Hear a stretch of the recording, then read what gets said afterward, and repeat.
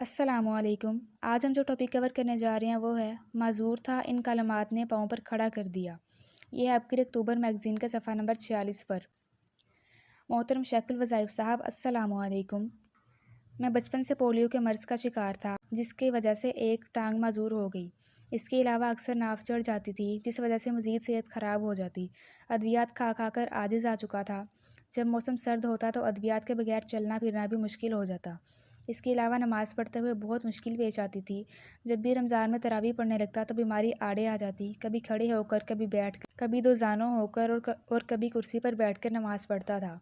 इस बीमारी की वजह से हर लम्हा, हर घड़ी तकलीफ़ में गुजरती थी।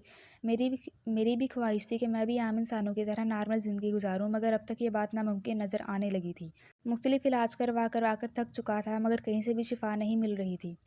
चंद साल पहले अबकरी से मुतारिफ हुआ। एक दिन रूहानी महफिल सुन रहा था, जिसमें आपने रुकू के बाद खड़े होकर रब्बाना वलकल हम्दु के बाद हमदन कसीरन तय्यबन मुबारकन फ़ी पढ़ने के फ़ायदे बताते हुए फरमाया कि जो शख्स इन कलमात को पढ़ता है तो नाफ से लेकर पाँव तक की बीमारियों से निजात मिलती है।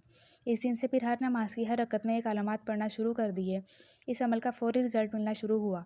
अल्हम्दुलिल्लाह 5 साल हो चुके हैं। आज तक ना तो मैंने टांग दर्द की दवाई ली और ना ही कभी नाफ चढ़ी। अब मैं आसानी और सहूलत के साथ नमाज भी खड़े होकर पढ़ता हूँ। हत्ता कि इस अमल की वजह से ही रमज़ानुल मुबारक का सारा महीना नमाज तरावी भी अल्हम्दुलिल्लाह अब खड़े होकर अदा करता हूँ।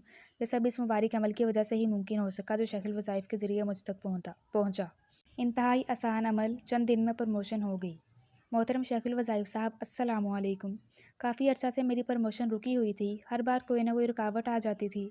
मैंने जेहलम शहर में मौजूद किला रोहतास शाही दूर की मस्जिद में जाकर चंद दिन हजात के नवाफिल पढ़े और अल्लाह ताला से अपने मकसद के हसूल के लिए दुआ की। गुज़िश्ता 2 दिन पहले जब दफ्तर पहुंचा तो नौकरी में तरक्की के लिए प्रमोशन का लेटर मिल गया। गुज़िश्ता 2 साल से जो तरक्की रुकी हुई थी, चंद दिन शाही मस्जिद में जाकर अमाल करने की बरकत से वो रुकावट दूर हो गई। इसके अलावा मेरा अकलौता बेटा बहुत ज़्यादा नाफरमान था। मेरी किसी बात को मलहूज़ खातिर ना रखता था। सारा दिन आवारा लड़कों के साथ फिरता रहता था और रात अक्सर देर घर से वापस लौटता था। किला रोहतास की मस्जिद में नफली माल और दुआ की बरकत से बेटा राह रास्त पर आ गया है। आवारा लड़कों के साथ फिरना ख़त्म और मेरे साथ अब अदब से पेश आता है। जज़ाकल्लाह।